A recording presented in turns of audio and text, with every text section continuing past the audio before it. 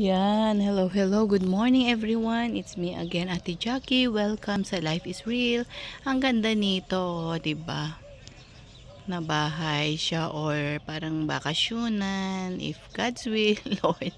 Gusto ko siya, 'di ba? Parang ang sarap magkaroon ng bahay, no? Pero let the will of God be done. At provision and protection. Yan, ganda. Actually, dito kami sa rancho. Sinama kami. At yan, napakaganda. It's December 31 na po. Okay, this is the last ng December 2023.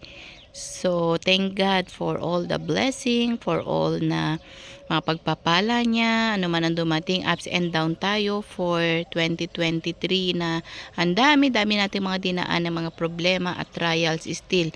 Nandyan pa rin tayo sa ating Panginoon at hindi niya tayo pinabayaan.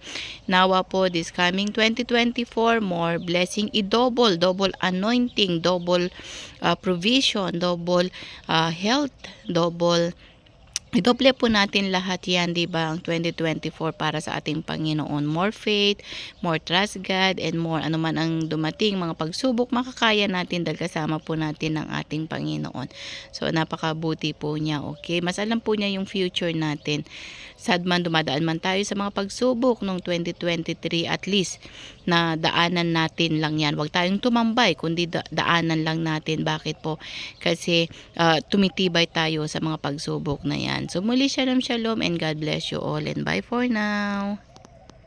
And Happy New Year pala. Happy New Year everyone. May the Lord God bless you. Shalom shalom. The peace of God be upon us all. Bye.